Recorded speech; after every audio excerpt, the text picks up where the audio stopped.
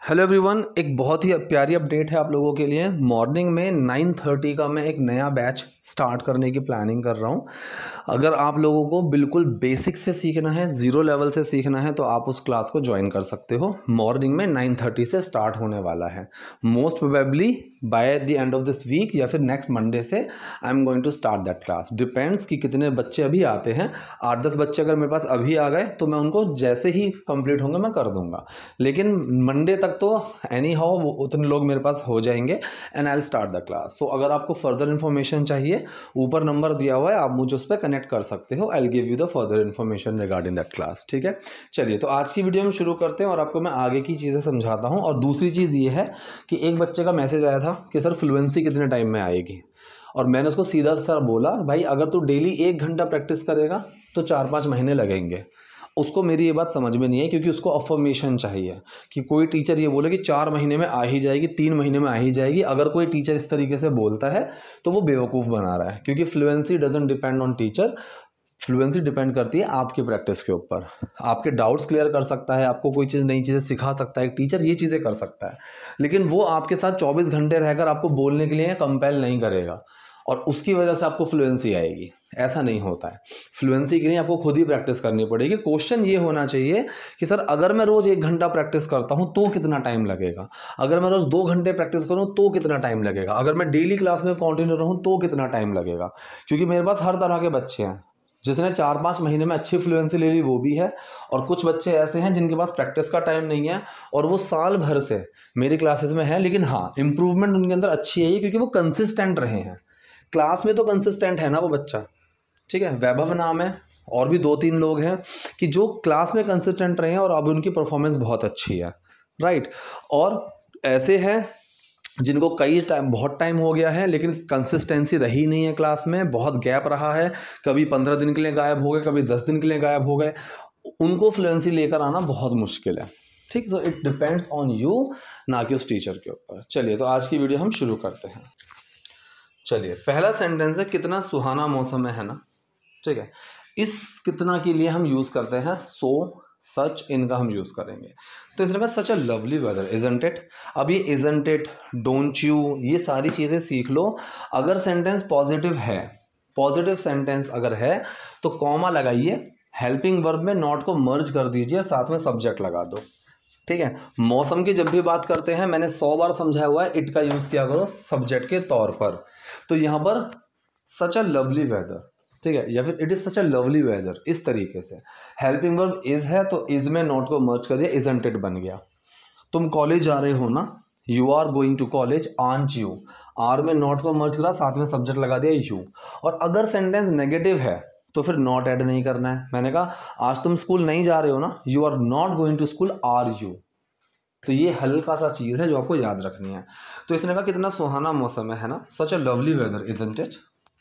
लगता है बारिश होने वाली है। ठीक है, तो बादलों को देखकर लग रहा है, इसको देख कर लग रहा है कि भाई, इसको ऑब्जर्व करके। ऐसे सेंटेंस में आप सीम का यूज कर सकते हो, लुक का यूज कर सकते हो। हल्का सा डिफरेंस, स्लाइट डिफरेंस रहता है। क्लास में 100 बार समझा चुका हूँ, these are called copular verbs.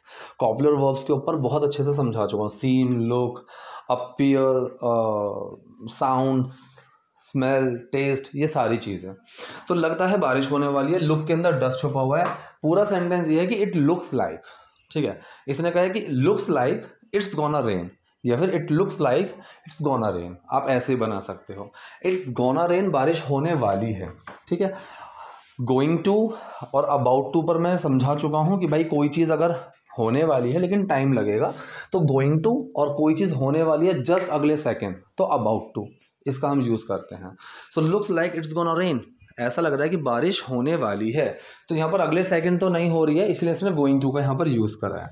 अगर आपको बहुत ज़्यादा काला मौसम लग रहा है और आपको लग रहा है कि भाई बस अगले ही सेकंड बारिश होने वाली है, तो इट्स अबाउट टू रेन। ठीक है, तो मैं इंतज़ार कराने के लिए sorry, sorry to keep you waiting, sorry to make you wait, आप कुछ भी लगा सकते हो। ठीक है, sorry for keep you waiting या फिर sorry to keep you wait, दोनों लगा सकते हो, कोई प्रॉब्लम नहीं है। ठीक है। कीप में आईएनजी मत लगाना, सॉरी फॉर कीपिंग यू, ऐसा नहीं बना सकते, sorry for keep you waiting, इस तरीके से किसी चीज़ के लिए। तो यहाँ पर जो इसने कीप यू वेटिंग है ये अलग सेंस में लेकर चला है, सॉरी फॉर के साथ एक्शन में मत जोड़ देना, ठीक है। मैंने सोचा था कि तुम्हारा चेहरा कभी नहीं देखूंगा।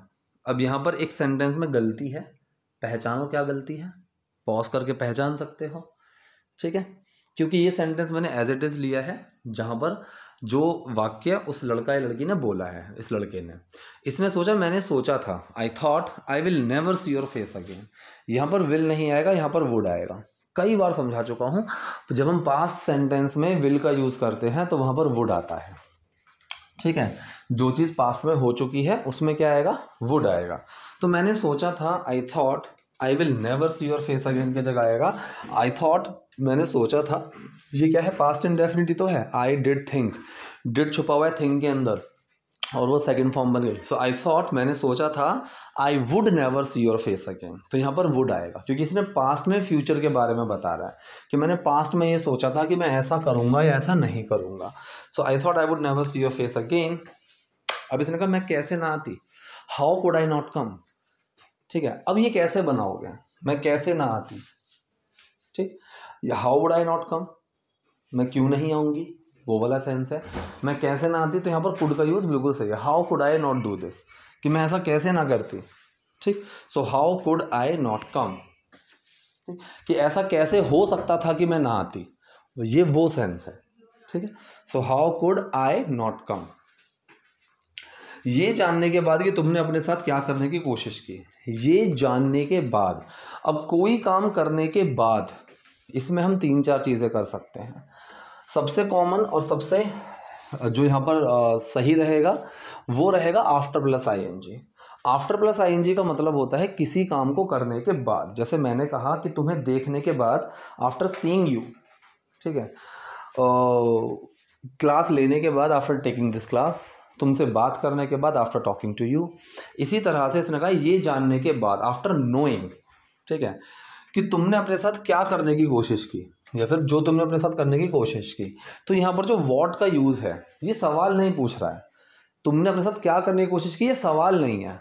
तो मैंने WH वाली क्लास में इस चीज़ को बहुत अच्छे से एक्सप्लेन किया हुआ है कि what, when, which, who, how, why, ये सब जितने WH वर्ड्स होते हैं ये इनके क्वेश्चन और आंसर दोनों में काम आते हैं। डिफरेंस क्या है, अगर सवाल पूछ रहे हो तो WH वर्ड के बाद हेल्पिंग वर्ब आ जाएगी, अगर सवाल नहीं पूछ रहे हो तो WH वर्ड के बाद सब्जेक्ट आ जाएगा। जैसे कि तुम कहाँ जा रहे हो, वेयर आर यू गोइंग, मुझे पता है तुम कहाँ जा रहे हो, I know where you are going, तो वेयर के बाद यू आ गया। ऐसे ही तुमने अपने साथ क्या करने की कोशिश की या फिर जो तुमने खुद के साथ करने की कोशिश की, व्हाट डिड यू ट्राई, तो ये सवाल है, इसका जवाब देना पड़ेगा तुम्हें कि तुमने क्या करने की कोशिश की। और यहाँ पर डिड को छुपा दिया, व्हाट यू ट्राइड, जो तुमने कोशिश की, ठीक है। So what you tried to do to yourself, ठीक है, कि जो तुमने कोशिश की करने की अपने साथ। सेंटेंस में इस तरह का सेंस गया है। तो आफ्टर नोइंग, ये जानने के बाद, what you try to do to yourself, जो तुमने अपने साथ करने की कोशिश की, राइट। मैं तुमसे मिलना चाहती थी, मुझे बात करना बहुत ज़रूरी लगा। ध्यान से देखना इस सेंटेंस को। मैं तुमसे मिलना चाहती थी। बहुत से लोगों का दिमाग जाता है कि यहाँ पर एक्शन है मिलना, यही तो है एक्शन, मीट ही तो है एक्शन। नहीं, देखो मीट एक्शन नहीं है, यहाँ पर है वॉन्ट टू मीट। मिलना चाहती थी, मिलना पड़ा, यहाँ पर एक्शन है हैव टू मीट, ठीक है, मिलने की ज़रूरत है, यहाँ एक्शन है नीड टू मीट। तो बहुत सारे लोग तो need to, have to, want to में कंफ्यूज रहते हैं, क्योंकि ये क्लास में मैं कई बार समझा चुका हूँ, तो इससे मुझे समझ में आ चुका है कि बच्चों को कहाँ क्या ज़्यादा कन्फ्यूजन आती है। तो मैं तुमसे मिलना चाहती थी, I wanted to meet you, ठीक है। मुझे बात करना बहुत ज़रूरी लगा, मुझे बहुत ज़रूरी लगा तुमसे बात करना। I felt it very necessary to talk. अब देखो पहला सेंटेंस समझ में आ गया। तो आई डिड, पास्ट इंडेफिनिट है, एक्शन है वॉन्ट टू मीट, डिड छुपा है वॉन्ट के अंदर, वो बन गया वॉन्टेड, तो सेंटेंस बन गया I wanted to meet you, मैं तुमसे मिलना चाहती थी। I felt it very necessary, मुझे बहुत ज़रूरी लगा। अब ये लगा के लिए हम क्या क्या लगाते हैं, ठीक है, कैसे लगा, कॉपुलर वर्ब है, ठीक है, मुझे महसूस हुआ, तो तो यहाँ पर लगा महसूस करके, सोच के, फील करके। सो यहाँ पर फेल्ट लगी हुई है सेकंड फॉर्म फील की। आई फेल्ट इट वेरी नेसेसरी, मुझे ये चीज़ बहुत ज़रूरी लगी, क्या, तुमसे बात करना, टू टॉक टू यू। ठीक है, so I felt it very necessary to talk, मुझे बात करना बहुत ज़रूरी लगा। इस तरह बात करने को कुछ नहीं है। अब देखो ऐसे सेंटेंस जब होते हैं ना कि कुछ है कुछ नहीं है, कोई चीज़ है कोई चीज़ नहीं है या नहीं थी, ये सेंटेंसेस हमेशा देयर से शुरू किया करो। इसका दूसरा तरीका भी है, देयर आप लास्ट में भी लगा सकते हो, लेकिन सिंपल तरीका समझा रहा हूँ। देयर से शुरू करो, देयर के बाद is am are was were will be जो बी की फॉर्म्स है उनका यूज़ करो। ठीक है, ये is am are was were will be be की ही फॉर्म्स हैं, स्टेट ऑफ बीइंग वाली क्लास में पढ़ा चुका हूँ। तो इसने कहा है कि बात करने को कुछ नहीं है, देयर के बाद हेल्पिंग वर्ब लगाओ, देयर इज नथिंग, कुछ भी नहीं है बात करने के लिए, टू टॉक। मैंने कहा देखो कमरे में ना एक लड़का है, so there is a boy in that room. Fridge में एक बोतल है, देयर इज अ बोतल इन दिस फ्रिज। ठीक है, और अगर मैं मना करूँ देयर इज नो बोतल, देयर इज नो वन, तो ऐसे बनाते हैं। ठीक है, सो देयर इज नथिंग, कुछ भी नहीं है, so there is nothing to talk about, कि बात करने के लिए अब कुछ भी नहीं है। ठीक है, तो तुम्हें अभी भी लगता है कि तुमने जो किया वो सही था, ध्यान से देखो, तो के लिए लगा दिया सो। तुम्हें अभी भी लगता है, लगता कैसे है, महसूस होकर, सोच के, मतलब क्या तुम अभी भी यही सोचते हो। ठीक है, कौन सा सेंटेंस है, प्रेजेंट इंडेफिनिट, तुम सोचते हो, क्या बनेगा, यू डू थिंक, डू छुपेगा थिंक में और थिंक का थिंक रहेगा। ठीक है, यू थिंक, तुम सोचते हो, अभी भी, इसके लिए हम क्या लगाएंगे, स्टिल, तो सेंटेंस बनेगा यू स्टिल थिंक, तुम अभी भी सोचते हो। ठीक है, तो सेंटेंस निकल कर आया सो यू स्टिल थिंक, तो तुम अभी भी सोचते हो जो तुमने किया वो सही था। जो मतलब वॉट, यहाँ पर जो का मतलब है वॉट यू डिड। अब देखो यहाँ पर कैसे बना सेंटेंस, अगर मैं कहूँ तुमने क्या किया था, so what did you do, ऐसे बनता, एक्शन क्या है, डू, तो WH आया, वॉट, हेल्पिंग वर्ब आया डिड, सब्जेक्ट आया यू, एक्शन आया डू।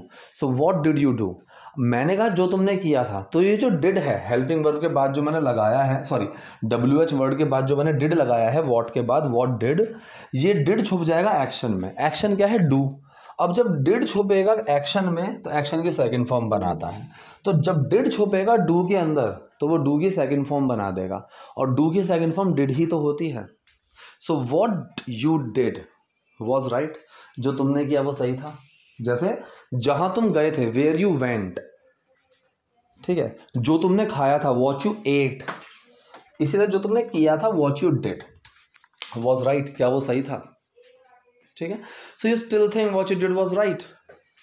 ठीक है, हाँ, मेरे पास कोई और रास्ता नहीं था, यस, मेरे पास नहीं था। इसको दो तरह से बना सकते हैं।